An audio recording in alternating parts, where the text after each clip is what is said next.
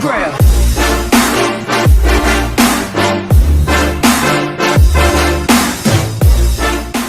Hey there, football fans. My name is Derek P. Fields, and welcome to the Gridiron Blitz, where we talk all things Detroit Lions. We are back with another segment of Looking Back, and what we're going to do is we're going to look back at some predictions and some videos that I made during the 2018 offseason. Now, this is very early in my YouTube Lions sports career, so you have to excuse the video. As you can see on the screen here, my Photoshop game was fantastic. Anybody who has kids knows all about Phineas and Ferb, especially if those kids are at least 10 to 13 right now. But what we're going to do this video, this is the second video in the series, and this is a day or two after free agency got moving. So it is a 14-minute video. Actually, it's a 15-minute video. So I will be breaking this video into two parts. We'll take the first 7 minutes or 7.5 minutes, whenever that point conclusion, and then come back for part two for the second half of that. So we are going to get started. As you can see, I've got Detroit Lions free agency. What you doing? As in, what you doing? If anybody who watches Phineas and Ferb knows all about Isabella here, and that was my question to what in the world were the Lions doing? It's very ironic because, as you can see, or you're going to see from these videos, that the Lions were not in a very good position last year, from draft picks to money to nothing. So it was almost, the writing was on the wall that the season was going to be as bad as it was. And if you really are thinking about it, it should have been worse. But with that being said, we're going to see how right I was and how wrong I was. Either way, it doesn't matter. I'm so excited about the 2019 season. So let's go. Guys, I've got the dilly, and we're going to rock it out here. So let's go. Whatever it is you think you see, it's the Lions WAC free agency. What's up, everybody? It's your boy Derek P. Fields back again. And you know what? I think I want to get a new opening phrase because I've noticed that a lot of people do that. So maybe I can get my Lamar Wilson on with the "How you doing?" It's Derek P. Fields. Anyway, man. All I can say is, what you doing? What are the Lions doing? You know, when I originally was making this video, was planning to make this video, I was upset. I was disappointed and just like, what are they doing? Where is the splash at? They're not making a splash. As I begin to kind of dig deeper into what the Lions are doing, especially after day two, I did feel a little better. See, the Lions are not really known for making splash plays. We kind of get people that aren't really necessarily washed up, but they're near the end or something like that. Yes, we do. The Dre Bly's, Dre Bly was good, though. Whoever else, but you guys know, Lions fans know. Although Dre Bly came in, he did his thing. I just said that. So I'm taking a look at what they've done, and they added some people today. I forgot the guy's name, but the guy from San Diego, I think he's a lineman. And we're always screaming about Matthew Stafford. I don't even know who I'm talking about. And what Matthew Stafford can't do because of his O-line. And looks like the Lions are trying to do something about that. So I'm wondering what they're doing. And Whitehead, the linebacker, he's now probably going to sign with the Raiders. So they've got Jordy Nelson now. And I think he did sign with the Raiders. Whitehead. I was thinking yesterday, like, you know that your team is whack or something when your backup tight end goes to a team that is 1-31. I don't know what Darren Fells' contract is, but he went to Cleveland. A couple of our cornerbacks, Don Carey and what's the other guy's name? DJ Hayden. They both went to Jacksonville. So they were okay.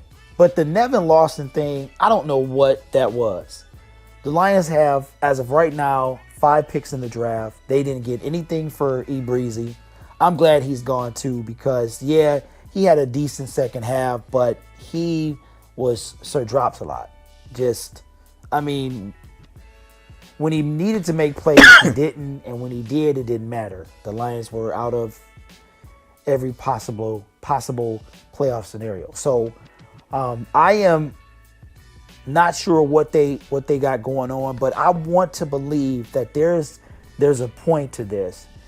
There may even be a splash play coming up. So did I really think we'll they get were to that get in another video. Jordy Nelson? No. Did I want him to? I didn't think it would hurt.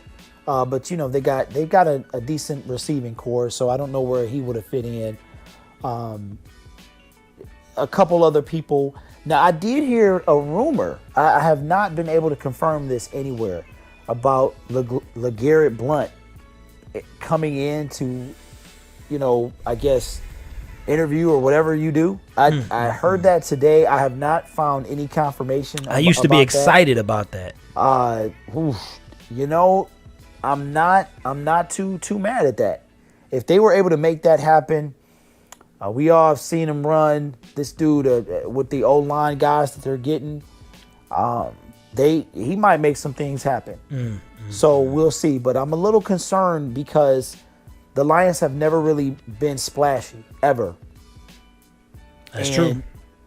They kind of get guys that's washed up or guys that have been injured for a year, and they come back and they don't do anything. So I don't know what they're doing, but I want to say that Bob Quinn is, I'm going to trust him. I'm going to trust this guy because I was upset. I was very disappointed at how quiet the Lions are. I mean, the Browns made noise real early. And look what they did. You know what I'm saying? Like 7, 8-1? It was teams making noise, and the Lions kind of never do. And I'm like, what are they doing? So, but as day 2 progressed, and I'm seeing what they're doing, looks like they got some O-line, this is day 2. So we're gonna take a few minutes and talk about who's still left and who would you like to see, and maybe a potential splash play. I mean, because I gotta say that there's a reason that they're doing this. Is Bob Quinn got something up his sleeve? Now I think LeGarrette Blount coming here with 3 Super Bowl rings, I think that's splash like. I don't know if it's the splash play that I'm looking for, but not just a washed up guy, but a difference maker. So I don't know, but I'm looking right now at the top 100 free agents on NFL.com, and I'm trying to see maybe a potential splash play, but I don't know. So let's see. They've got number 3 in Ndamukong Suh. He was number 3 right now. Last It looks year. like he might be That's signing with crazy. the Saints. I don't know. I never thought he wanted to come back here anyway because of the way he left. So I don't know. If he comes back here, I don't want him stumping people. I don't see that happening. I was right about that. What is it? Mateo Honey Badger. who was released by Arizona. I've seen this dude play. He was putting a hurt on people. So I don't know. They got him in number 5. Wow. Could the Lions go after him? They might. I'm not sure. Sheldon Richardson, I've heard that name a couple times. They got him as number 6. Not sure about him either. We all know Case Keenum, Malcolm Butler. I'm proud of Teddy Bridgewater, Sam Bradford. I'm glad that they left. I did hear that Dontari Poe, he went to Carolina. So you can just throw those. Man, that seemed like yesterday. We were talking They've about got him. Justin Pugh as number 18. He's an old lineman. So maybe the Lions might spend, instead of being splashy, maybe they might just shore up this offensive line. I don't know. We all know about Sherman and all that stuff. Let me see. We know Carlos Hyde went to Cleveland. Now I'm amazed at Cleveland. They must have some stuff going on that we don't know about, because they have they made some noise. So I don't know what they got going on, but they've got people that wanted to go there. So we'll see what they know. What they do. Jimmy Graham, we know where he went. We got some other people too. Let me see what the next person is. Wow. All right, guys. So in order not to drag this video out to be 20 or 25 minutes, I'm going to stop it right here, and I'm going to come back and make a part 2 of this video. Now, the Cleveland Browns went from 2 losing atrocious losing seasons. They went 0-16 to join the Lions, and then they went 1-15 the year after that, or no, the year before that. No, I done forgot, guys. It's been a long couple of years, but I think they went 1-15, then they went 0-16 to join the Lions. And as you can see, they made some moves in last year's offseason, and that got them substantially better, where they wound up being 7-8-1, if I'm not mistaken. So their wins increased by 600%. That's crazy. So they go from 1 win to 5 wins. Okay. Then on top of that, we talked about Ndamukong Suh. Ndamukong Suh was ranked number 3 on the 101 free agents by NFL Network. And this guy wind up, and we're going to talk about him a little bit later down in this series, but we know that he went to Los Angeles a few days later. So anyway, guys, like I said, I'm going to stop right here. Be sure to come back for part 2 as we wrap up the Lions and how their free agency really started. It started off with a whimper. So I am Derek P. Fields. This is the Gridiron Blitz. Be sure to hit that subscription button. Give me a thumbs up as well. And I will check you guys out in part 2. All right. Peace out, guys.